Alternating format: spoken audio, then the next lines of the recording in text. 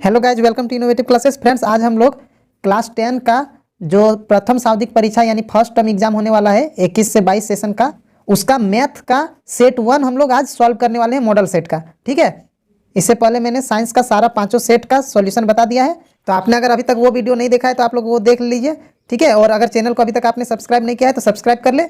चलिए हम लोग इस सेट को बनाना स्टार्ट करते हैं। देखिए, पहला क्वेश्चन है 120 को अभाज्य गुणनखंडों के गुणनफल के रूप में लिखा जा सकता है। देखिए इसका क्या होगा, तो देखिए इसमें क्या करना है, 120 का अभाज्य गुणनखंड करना है। ठीक है, तो अभाज्य गुणनखंड कैसे करना है चलिए हम बताते हैं। देखिए जैसे 120 है, ठीक है, 120 का क्या करना है, प्राइम फैक्टराइजेशन करना है। जैसे यहाँ पे 2 बार में 2 से करेंगे तो 60 बार में होगा, फिर 2 से करेंगे 30 बार में हो जाएगा, फिर 2 से करेंगे 15 में होगा। ठीक है, इस तरह से फिर 3 से होगा 5 बार में। तो देखिए यहाँ पे क्या है, 2 इंटू 2 इंटू 2, 3 बार 2 और फिर 3 गुना 5। देखिए यहाँ पे क्या हो गया, 2 इंटू 2 इंटू 2 इंटू 3 इंटू 5, तो ये वाला आंसर हो जाएगा। ठीक है, अब 2 नंबर का क्वेश्चन देखिए, 306 और 657 का महत्तम समापवर्त यानी कि एचसीएफ मौसा दिया हुआ है 9 है। ठीक है, 306 और 657 का लघुत्तम समापवर्तक क्या होगा। ठीक है, तो देखिए 306 और 657 का मौसा यानी एचसीएफ 9 है और एलसीएम हम लोग को निकालना है वही दोनों नंबर का। तो कैसे निकालेंगे, तो एक फॉर्मूला था, क्या था देखिए, एचसीएफ गुना एलसीएम बराबर क्या होता था, दोनों संख्याओं का गुणनफल। हम यहाँ ए गुना बी लिख देते हैं। ठीक है, एचसीएफ 9 है और एलसीएम निकालना है, और यहाँ ए गुना बी, यहाँ पे 306 और 657 दिया हुआ है। अब देखिए यहाँ पे एलसीएम जब निकालेंगे तो क्या हो जाएगा, 306 गुना 657 और ये जो 9 गुना में वो भाग में हो जाएगा। ठीक है, अब यहाँ 9 से इसको काट देंगे तो देखिए 9 सत्ते 63 और 9 तिये 27। अब यहाँ पे 306 और 73 को गुना कर देना है। ठीक है, तो आंसर क्या हो जाएगा, 22338 हो जाएगा। ठीक है, यहाँ पे ये जो बी नंबर है ये वाला टिक हो जाएगा। ठीक है, बी नंबर टिक हो जाएगा। ठीक है, अब 3 नंबर का क्वेश्चन देखिए, 15 और 25 का एचसीएफ है। तो देखिए एचसीएफ क्या हो जाएगा, 15 और 25 का 5। देखिए एचसीएफ कैसे निकलता है, देखिए 15 का जब अभाज्य गुणनखंड करेंगे तो 3 गुना 5 आएगा। ठीक है, और 25 का जब करेंगे तो ये आएगा 5 गुना 5। ठीक है, अभाज्य गुणनखंड इस तरह से एलसीएम जैसा अभी जो बताए थे। तो यहाँ पे जो मिल रहा है यही एचसीएफ है, 5 मिल रहा है दोनों में, तो एचसीएफ 5 है। ठीक है, एक और विधि होता था इस तरह से, भाग विधि वाला। ठीक है, तो वो अभी हम नहीं बता रहे। तो यहाँ पे क्या आंसर हो जाएगा, 5 हो जाएगा। ठीक है, तो यहाँ आंसर हो जाएगा 5। ठीक है, 4 नंबर का क्वेश्चन है, एक प्राकृत संख्या का अभाज्य गुणनखंड उसके गुणनखंडों को क्रम को छोड़ते हुए होता है। ठीक है, तो कैसा होता है, तो यहाँ पे होगा अद्वितीय होता है। ठीक है, नेक्स्ट है द्विघात बहुपद होगा जिसके शून्यकों का योग √2 और गुणनफल 1/3 है। ठीक है, तो चलिए देखते हैं इसको कैसे बना सकते हैं। देखिए द्विघात बहुपद किस रूप में होता है, ये होता है ax² plus bx plus c, इस रूप में होता है ना। देखिए शून्यकों का योग दिया हुआ है, योग कितना दिया हुआ है, योग दिया हुआ है √2।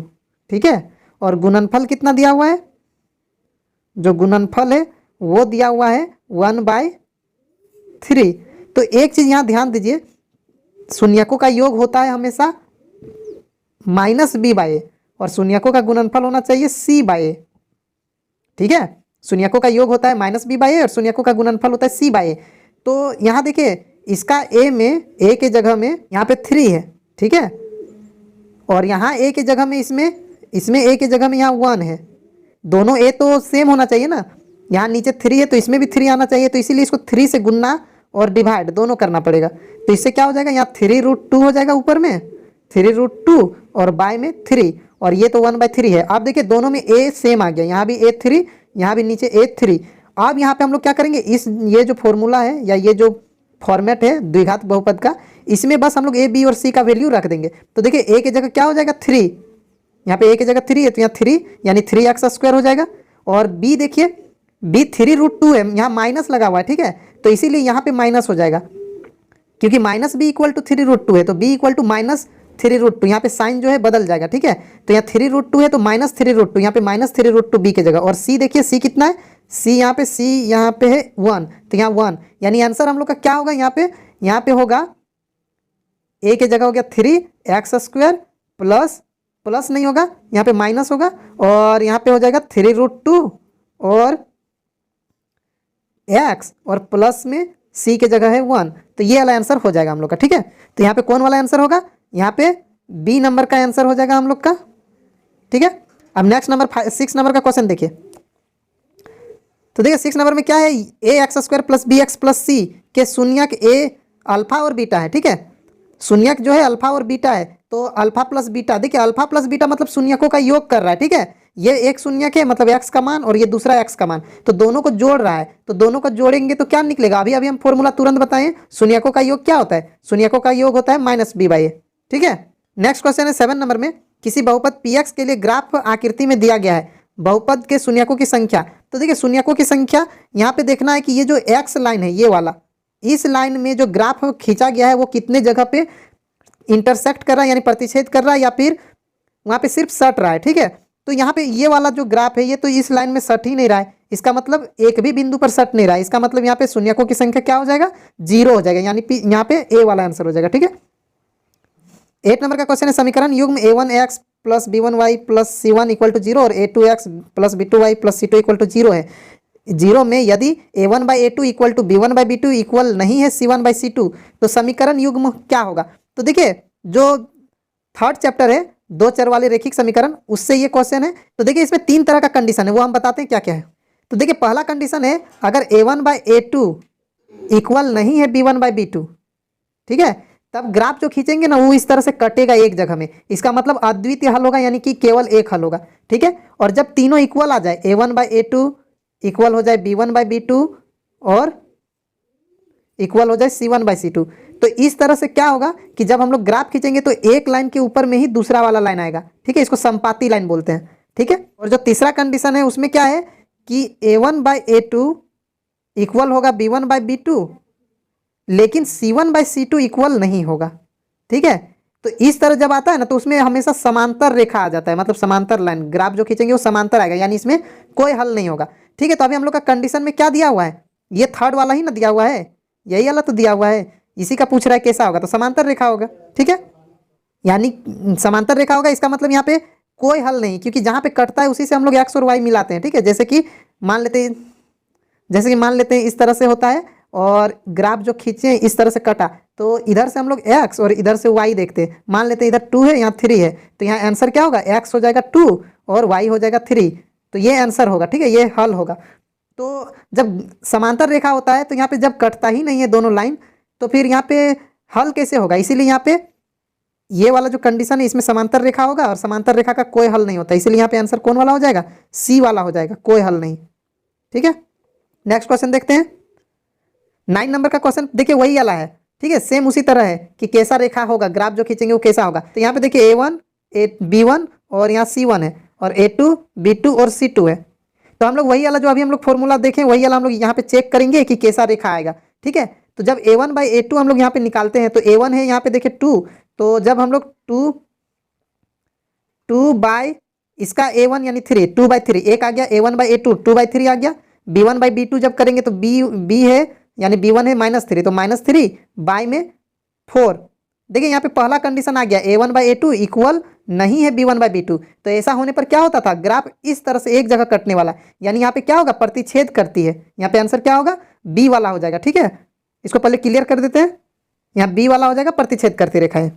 10 नंबर का क्वेश्चन है, c के किस मान के लिए इतना का अनेक अनंत हल है। ठीक है, देखिए अनंत हल कब होगा, देखिए फिर उसी चैप्टर से क्वेश्चन है, जब एक ग्राफ के ऊपर में ही दूसरा वाला आ जाता है तब अनेक हल होता है। तो ऐसा कब कंडीशन था, जब तीनों इक्वल था, मतलब a1/a2 equal to b1/b2 equal to c1/c2 होता था। तो देखिए यहाँ पे a1 के जगह c है और b1 के जगह -1 है, y के साथ जो रहता है वो b होता है। ठीक है, और ये नंबर c है, और यहाँ पे देखिए यहाँ a2 है 6, b2 है -2 और c2 है 4।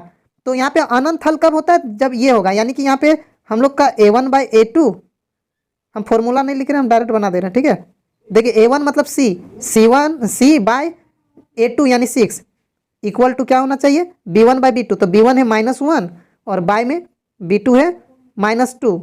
ठीक है, हम लोग बस यहीं तक लेके चलते हैं, उधर c वाला छोड़ देते हैं, या हो लिख भी सकते हैं जैसे 2/4, c है 2 और c1 है 2 और c2 है 4, तो इसको अभी छोड़ देते हैं। अभी हम लोग सिर्फ यहाँ पे देखते हैं, माइनस माइनस कट गया, यहाँ से c निकालेंगे तो क्या हो जाएगा, c इक्वल टू 1/2 और ये 6 जो है उधर चल जाएगा तो गुना हो जाएगा, यहाँ पे कट के क्या हो जाएगा 3, तो सी का आंसर क्या हो जाएगा 3। ठीक है, तो यहाँ पे क्या हो जाएगा सी इक्वल टू 3 आंसर। ठीक है, 11 नंबर का क्वेश्चन है, इसका हल है, तो इसमें देखिए एक्स और वाई निकालना है। ठीक है, तो देखिए ये जो हल निकालना है मतलब एक्स और वाई का मान निकालना है, तो इसके लिए बहुत सारा मेथड है, प्रतिस्थापन विधि है, उसके बाद विलोपन विधि है, वज्र गुणन विधि है। ठीक है, एक ग्राफ विधि भी है, तो हम लोग कोई भी विधि से बना सकते हैं, सबसे आसान सबसे इजी है विलोपन विधि, तो उस विधि से हम लोग इसको सॉल्व करते हैं। ठीक है, ठीक है, देखिए ये जो दो है इक्वेशन, ठीक है, दो समीकरण दिए हुए, समीकरण 1 और समीकरण 2। अब इसको हम लोग को सॉल्व करना है, इसको हल करना है, तो कैसे हम लोग हल करेंगे इसको, तो देखिए यहाँ x का मान सेम होना चाहिए, विलोपन विधि से हल करेंगे तो x को काट देंगे, इसके लिए x वाला या y वाला एक को किसी को सेम करना है।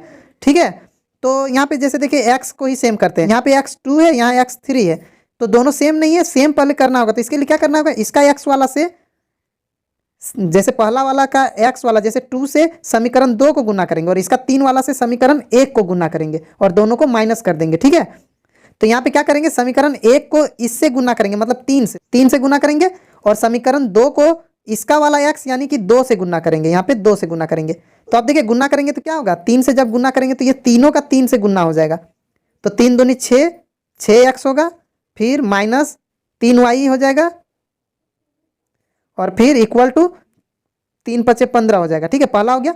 अब दूसरा को 2 से गुना करेंगे तो यहाँ पे होगा 6x, फिर हो जाएगा यहाँ पे 2 दूनी 4y और फिर होगा 2 चौक 8।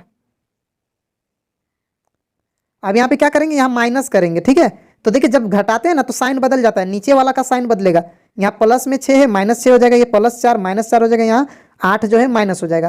ठीक है, अब यहाँ 6 से 6 कट गया, प्लस माइनस हो गया, यहाँ -3 और -4 है, तो यहाँ पे हो जाएगा -7y और बराबर में यहाँ हो जाएगा 15 में 8 घटेगा तो कितना बचेगा 7, तो y बराबर क्या हो जाएगा, y बराबर हो जाएगा 7/-7, तो यहाँ कट के हो जाएगा 1। ठीक है, y निकल गया 1 हम लोग का। ठीक है, अब हम लोग को क्या करना है, ये जो y का वैल्यू है इसको हम लोग को यहाँ पे इक्वेशन 1 या इक्वेशन 2 समीकरण 1 या समीकरण 2 किसी में भी y का मान को रख देंगे। ठीक है, तो इस साइड बनाते हैं, इसको थोड़ा छोटा कर देते हैं। देखिए यहाँ पे समीकरण 1 में हम पूरा डिटेल में लिख नहीं रहे हैं, हम शॉर्ट में ही थोड़ा बना रहे हैं। ठीक है, अब यहाँ पे देखिए समीकरण 1 में 2x, अब यहाँ देखिए माइनस और y निकला है, नीचे देखिए क्या निकला, y -1 निकला है ना, यहाँ पे -7 था ना, इसीलिए यहाँ पे -1 आएगा, y का वैल्यू -1 है, तो यहाँ पे हम लोग y की जगह क्या करेंगे -1 रखेंगे, तो यहाँ पे माइनस और फिर -y मतलब प्लस हो जाएगा। ठीक है, माइनस माइनस प्लस हो जाएगा और y का वैल्यू 1 है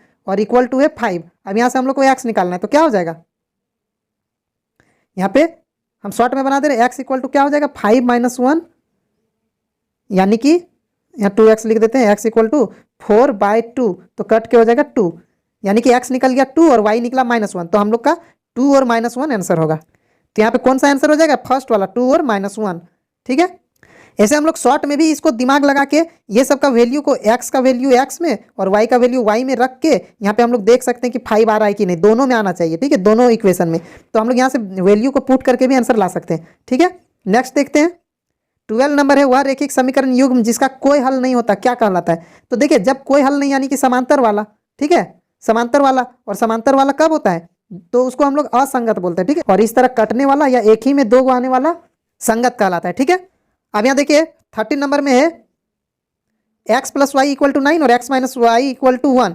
तो देखिए यहाँ पे समीकरण 1 और समीकरण 2 है। ठीक है, इसमें हम लोग x यहाँ दोनों में पहले से ही सेम है, तो हम लोग डायरेक्ट यहाँ पे घटा दे सकते हैं। ठीक है, तो देखिए इसको कैसे बनाते हैं, देखिए इसमें क्या है, ये 2 समीकरण दिया हुआ है 1 और 2, और इसमें x तो पहले से सेम है, इसलिए हम लोग को इसमें किसी से गुणा नहीं करना है, सीधे घटा देंगे। तो घटाएंगे, अगर जोड़ेंगे भी तो y कट जाएगा। ठीक है, तो y भी काट सकते हैं हम लोग, तो हम घटा दे रहे हैं क्योंकि अधिकतर जन x काटने में ही ज़्यादा आसान महसूस करते हैं। ठीक है, तो इसीलिए हम यहाँ माइनस कर दे रहे हैं, तो ये भी माइनस हो गया, ये -y + y हो गया, या 1 जो है वो -1 हो जाएगा, तो यहाँ x कट गया। अब यहाँ +y और +y यानी 2y हो गया, और इक्वल टू यहाँ 9 में 1 घटेगा तो 8, तो y बराबर क्या हो जाएगा 8/2 यानी कि 4 हो जाएगा। ठीक है, अब देखिए y का वैल्यू निकल गया, अब y का वैल्यू इक्वेशन 1 में रख दीजिए, तो यहाँ पे क्या हो जाएगा, इसमें अगर हम लोग रख देंगे तो x के जगह x और प्लस y के जगह 4 = 9, तो x इक्वल टू क्या हो जाएगा 9 - 4 यानी कि 5,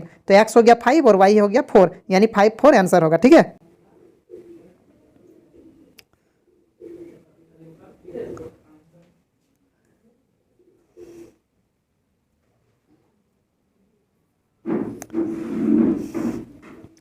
मतलब यहाँ पे सी वाला आंसर हो जाएगा, ठीक है, ये वाला आंसर हो जाएगा। अब 14 नंबर का क्वेश्चन देखिए फ्रेंड्स, इसमें क्या है, इसमें पूछ रहा है कि निम्नलिखित में से कौन सा द्विघात समीकरण है, ठीक है। तो इसमें द्विघात समीकरण बताना है। द्विघात समीकरण क्या होता है, जिसमें क्या होता है एक्स स्क्वायर के रूप में रहता है, ठीक है, एक्स पावर 2 में आएगा तो वो द्विघात समीकरण में कहलाएगा, ठीक है। तो यहाँ पे देखिए इस सबको अगर लॉन्ग प्रोसेस से सॉल्व करेंगे तो बहुत ज़्यादा टाइम लगेगा, ठीक है। तो इसको शॉर्ट में बनाने का कोशिश करेंगे। देखिए पहला नंबर में देखिए यहाँ पे एक्स और एक्स का गुना करेंगे तो एक्स स्क्वायर हो जाएगा और इक्वल टू के इस पार भी एक्स स्क्वायर आएगा, ठीक है। तो ये क्या होगा, एक्स स्क्वायर और एक्स स्क्वायर कट जाएगा तो यहाँ पे एक्स स्क्वायर वाला बचेगा नहीं, यानी कि ये द्विघात बहुपद नहीं होगा, ठीक है। और थर्ड में देखिए, थर्ड में यहाँ पे एक्स स्क्वायर आएगा लेकिन इधर एक्स स्क्वायर नहीं आएगा, मतलब एक एक्स स्क्वायर आ जाएगा क्योंकि ए प्लस बी का होल स्क्वायर के रूप में यहाँ पे है तो एक्स का स्क्वायर आएगा, मतलब यहाँ पे ये द्विघात बहुपद हो जाएगा। बी में नहीं होगा क्योंकि यहाँ भी एक्स स्क्वायर आ जाएगा, इधर भी, तो एक्स स्क्वायर कटेगा। उसी तरह उस तरह यहाँ देखिए डी नंबर में यहाँ एक्स स्क्वायर है लेकिन इधर एक्स स्क्वायर वाला नहीं है, तो ये भी आंसर सही होना चाहिए, ठीक है। ये भी द्विघात बहुपद हो जाएगा, ये भी द्विघात बहुपद हो जाएगा, ठीक है। यहाँ हो सकता है यहाँ पे कुछ और क्वेश्चन था वो नहीं प्रिंट हुआ है, ठीक है। तो यहाँ पे दोनों सही होगा, सी भी और डी भी। अब 15 नंबर का देखिए, विविक्तिकर डी अगर 0 से बड़ा है तो मूल होंगे। देखिए जब डी 0 से बड़ा होता है तो मूल कैसे होते हैं, वास्तविक एवं भिन्न होते हैं, ठीक है। और यही अगर डी इक्वल टू 0 रहता तो उस समय बी नंबर का ऑप्शन सही हो जाता, वास्तविक एवं समान, ठीक है। और अगर डी 0 से छोटा यानी माइनस में है तो उस समय वास्तविक नहीं होगा मूल, ठीक है। अब 16 नंबर का देखिए, इसमें बोल रहा है द्विघात समीकरण x square plus x minus 1 बराबर 0 के मूलों की प्रकृति। तो देखिए अभी ऊपर में जो हम लोग डी बराबर बोले तो वही डी निकालना है। तो डी इक्वल टू एक फॉर्मूला होता है, D equal to B square minus 4ac, ये एक फॉर्मूला है, ठीक है। अब यहाँ पे बी कौन सा है, तो देखिए एक्स स्क्वायर के साथ जो नंबर है वो ए होता है, ठीक है, यहाँ 1 है। एक्स के साथ जो नंबर होता है यहाँ भी 1 है और सी भी 1 ही है, -1, ठीक है। जैसे इस तरह से होता है ना, A X square plus B X plus C, तो शुरू में जो नंबर रहता है वो ए है, फिर बी वाला नंबर और फिर सी। तो यहाँ पे वही वैल्यू रखना है हम लोग को। देखिए यहाँ पे इस क्वेश्चन में ए भी 1 है, बी भी 1 है और सी -1 है, तो यहाँ बी के जगह 1 रखना है। तो 1 और उसका स्क्वायर -4 गुना ए है 1 गुना सी है -1, तो यहाँ पे कितना हो जाएगा 1 माइनस माइनस प्लस 4 हो जाएगा, ठीक है। 4 1 जा 4, ठीक। तो यहाँ हो गया 5, तो ये तो 0 से बड़ा है तो आंसर क्या हो जाएगा, वास्तविक तथा असमान, ठीक है, क्योंकि डी जो है वो बड़ा है 0 से, इसीलिए दोनों अलग अलग, यानी कि भिन्न भिन्न का मतलब असमान होता है, ठीक है। अब देखिए इसमें है A X square plus B X plus C equal to 0 के दो भिन्न वास्तविक मूल होंगे। देखिए दो भिन्न, बार बार वही क्वेश्चन है, बस घुमा दिया है थोड़ा सा। दो भिन्न वास्तविक मूल, तो दो भिन्न वास्तविक मूल कब होते हैं, जब डी जो है वो 0 से बड़ा होता है। और डी का फॉर्मूला तो हम अभी अभी लिख दिए थे, बी स्क्वायर माइनस 4ac, यानी बी स्क्वायर माइनस 4ac बड़ा होगा 0 से, तब जाके मूल भिन्न भिन्न और वास्तविक होंगे, ठीक है। नेक्स्ट क्वेश्चन है द्विघात समीकरण इतना का विविक्तिकर क्या होगा, मतलब फिर से डी निकालना है, ठीक है। इसमें भी डी निकालना है, यहाँ भी क्या करना है, डी निकालना है। तो देखिए ए कितना है, ए है एक्स स्क्वायर के साथ जो नंबर रहेगा यानी 1, और यहाँ पे एक्स के साथ है -1 यानी बी हो गया -1, और सी कितना है, सी है 3, तो डी निकालना है। तो डी विविक्तकर मतलब डी होता है, ठीक है। डी बराबर होता है बी स्क्वायर माइनस 4ac, तो यहाँ पे कितना हो जाएगा, बी कितना है -1, तो -1 का स्क्वायर हम शॉर्ट में कर दे रहे, -1 का स्क्वायर 1 हो जाएगा, और यहाँ पे -4 इंटू ए, तो 4 गुना ए मतलब 1, 4 एकम 4 और सी है 3, तो 4 तिया 12, ठीक है। माइनस किसी में नहीं है, इसमें ए और सी में माइनस नहीं है, यानी यहाँ पे माइनस में ही आ जाएगा, यहाँ पे हो जाएगा 12, तो यहाँ पे 1 घटा 12 मतलब -11 आएगा, ठीक है। तो डी कितना होगा -11, यहाँ हो जाएगा -11, ठीक है। 19 नंबर का क्वेश्चन है यदि द्विघात समीकरण इतना का मूल समान हो तो के का मान ज्ञात कीजिए। समान कब होता है, जब डी बराबर 0 होता है, ठीक है। तो देखिए डी बराबर 0, और डी का फॉर्मूला हम अभी क्या बताए थे, अभी बताए थे B square minus 4ac, B square minus 4ac बराबर में 0। तो इस क्वेश्चन से हम लोग को ए बी और सी चुनना है, ठीक है। तो यहाँ पे देखिए ए है 1, क्योंकि एक्स स्क्वायर के पहले कोई नंबर नहीं है मतलब 1 है। यहाँ पे एक्स के साथ -4 है मतलब बी हो गया -4।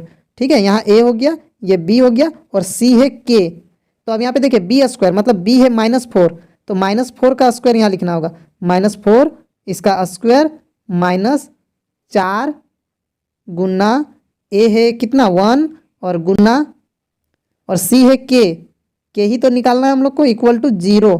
ठीक है, अब यहाँ 4 का स्क्वायर 16 हो गया और यहाँ हो जाएगा माइनस में 4 के इक्वल टू 0। अब यहाँ से के निकालना है, तो के कैसे निकलेगा, देखिए 4 के इक्वल टू इधर 4 के अगर उधर चल जाता है तो प्लस में 4 के हो जाएगा माइनस वाला, तो के इक्वल टू क्या हो जाएगा, हम शॉर्ट में बना दे रहे हैं 16/4, तो कट के हो जाएगा 4, यानी के कितना निकलेगा 4 निकलेगा। ठीक है, तो यहाँ पे ए वाला आंसर हो जाएगा। ठीक है, अब 20 नंबर का क्वेश्चन है एक्स स्क्वायर -5x + 6 = 0 मूल ज्ञात करना है। ठीक है, इसमें एक्स का वैल्यू निकालना है, तो एक्स का वैल्यू ये 4 चैप्टर से है, तो इसको हम लोग बनाते हैं दूसरा जगह पे।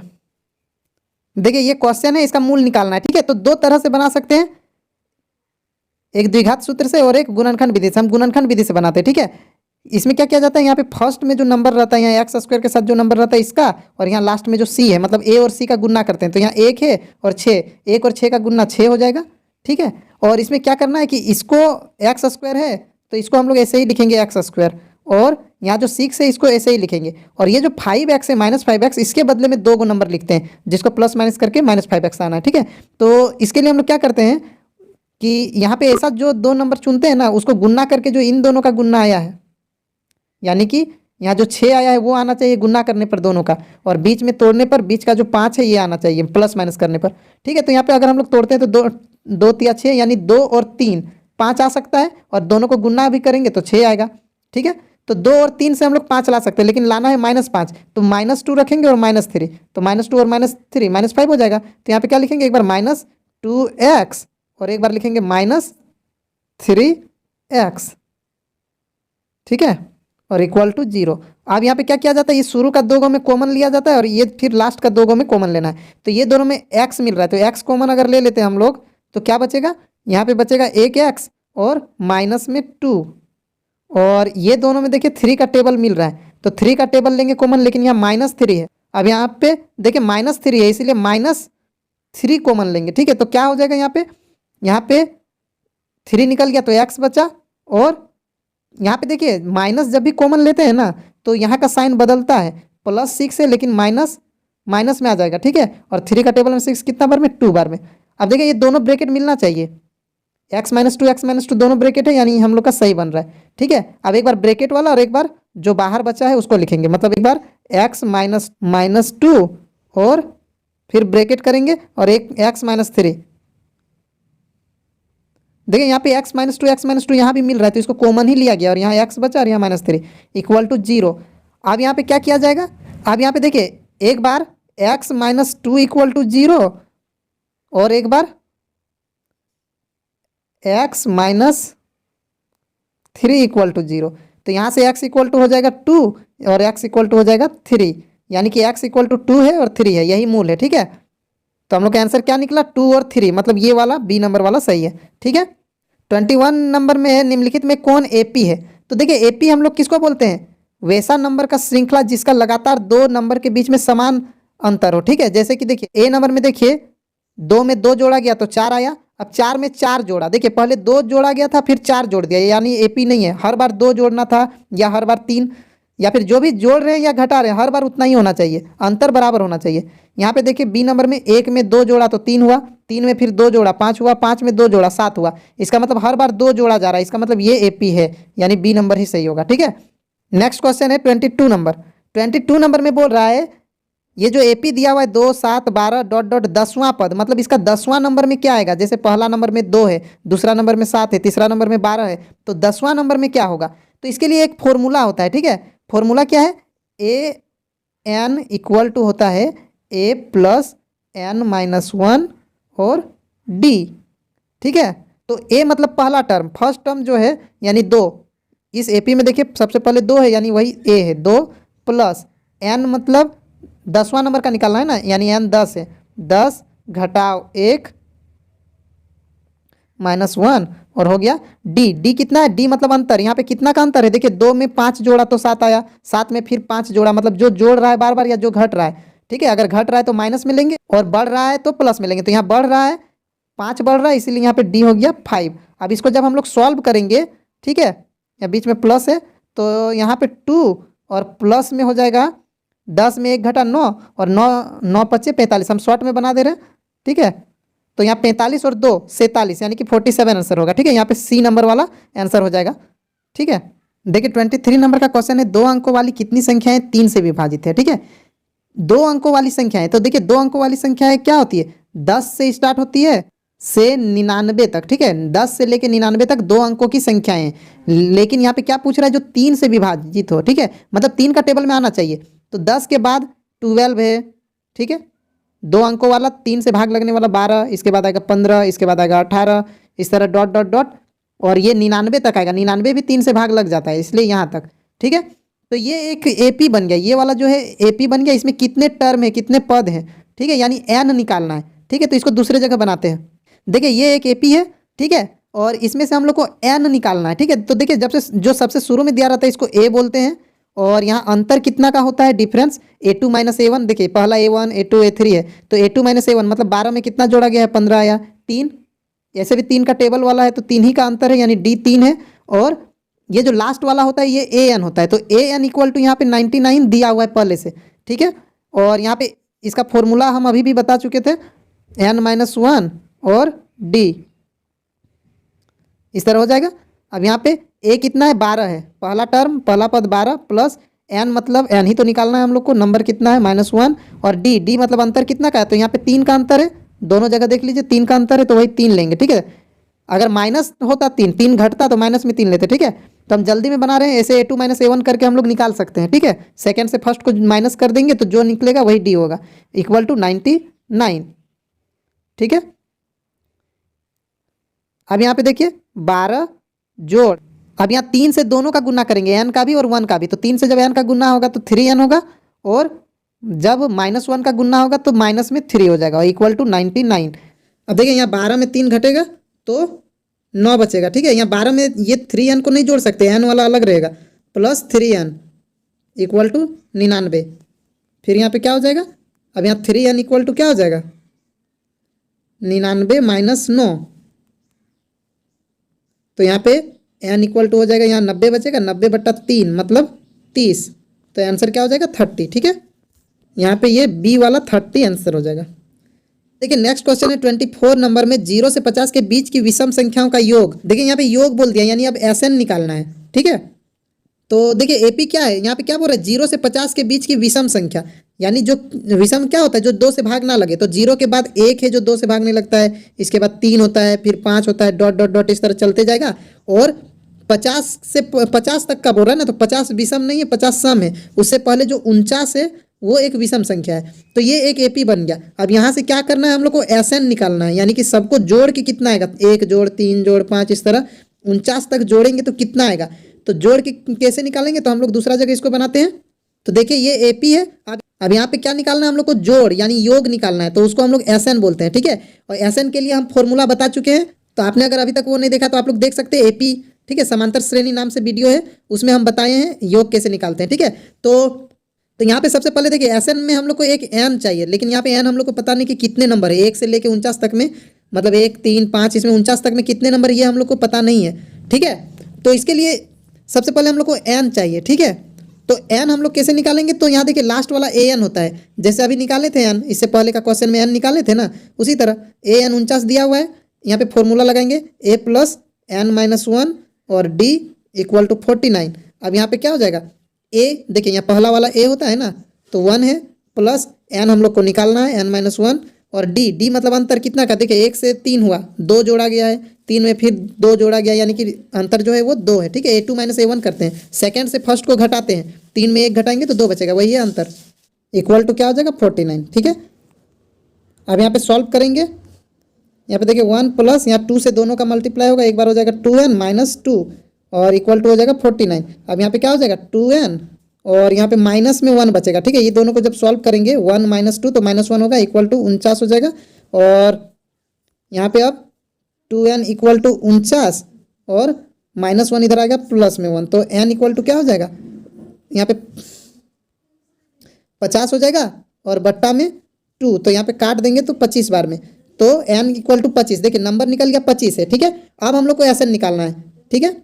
अब देखिए n हम लोग को पता चल गया 25 है, ठीक है। अब हम लोग को निकालना है Sn, तो Sn इक्वल टू हम दो फॉर्मूला बताए थे, हम छोटा वाला फॉर्मूला यूज करेंगे n/2 और ब्रैकेट में a प्लस l या an, ठीक है।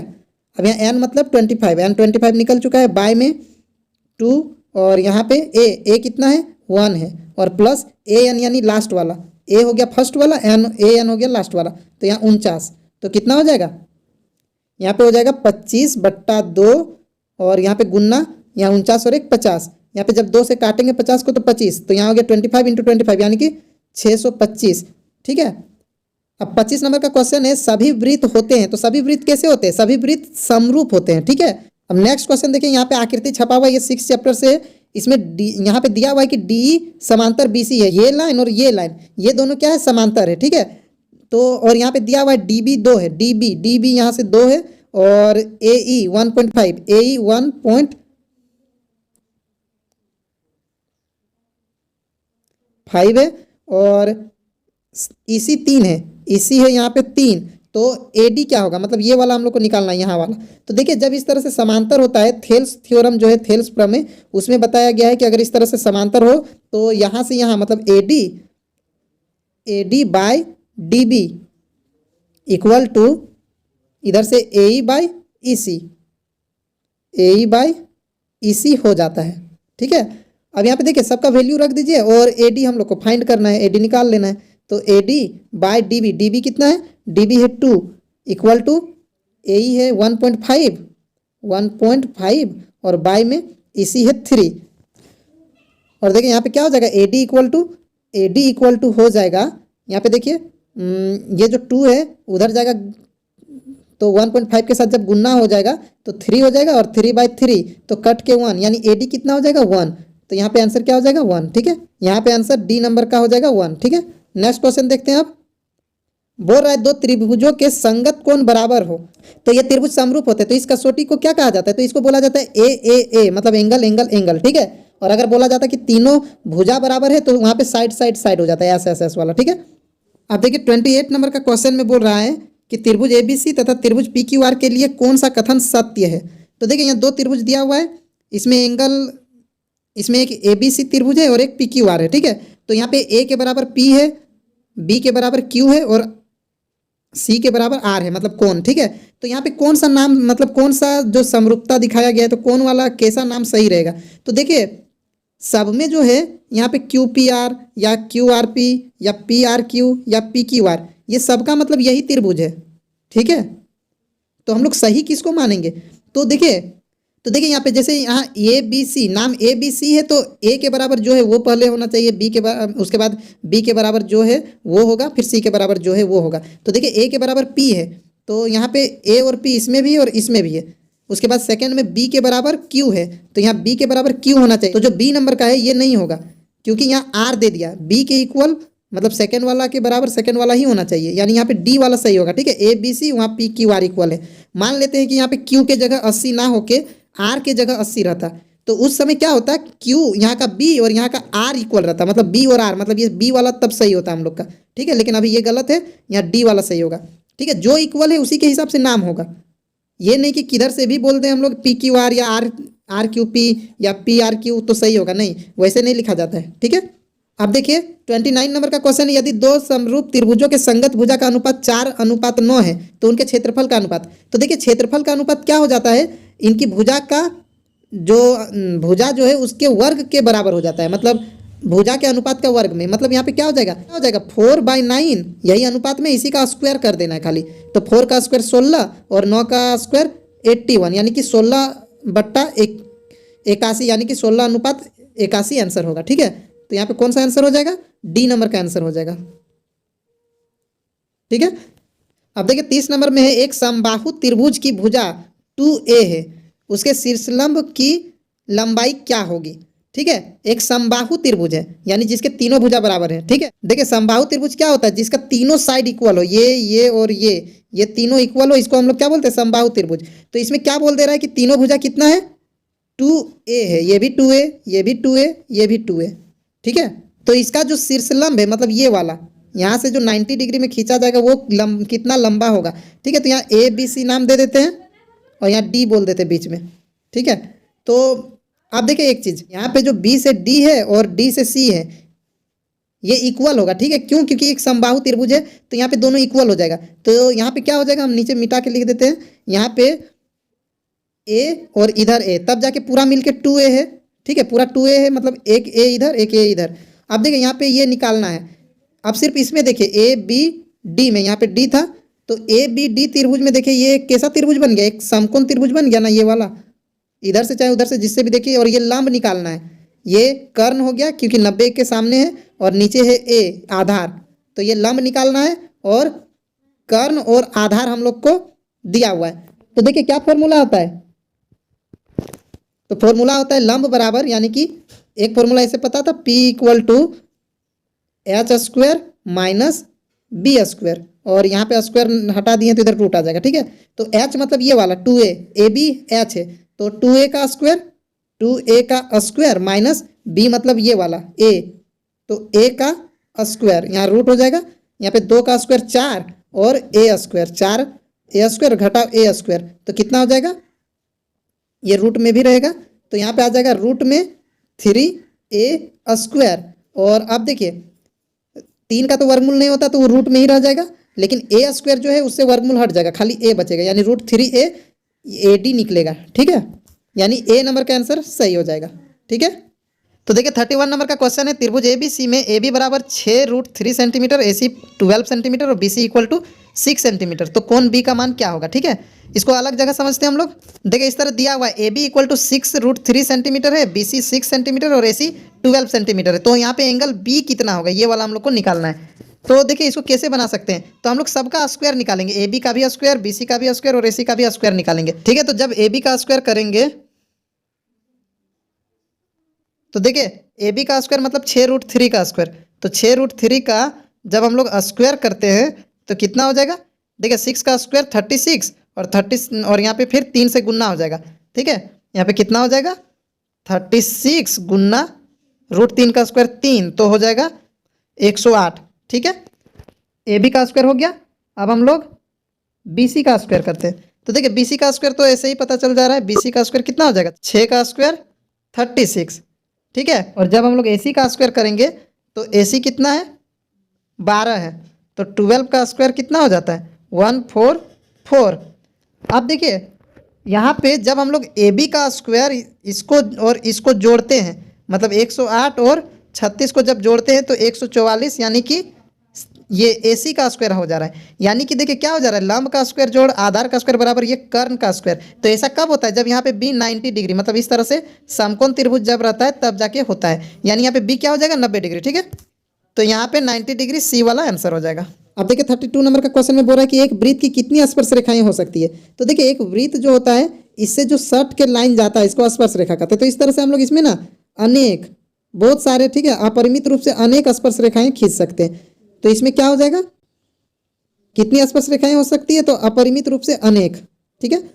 अब 33 नंबर का क्वेश्चन देखते हैं। इसमें बोल रहा है कि वृत्त के केंद्र से 13 सेंटीमीटर दूर स्थित किसी बिंदु से वृत्त पर खींची गई स्पर्श रेखा की लंबाई 12 सेंटीमीटर है, तो वृत्त की त्रिज्या क्या होगी। तो इसको समझते हैं अच्छे से।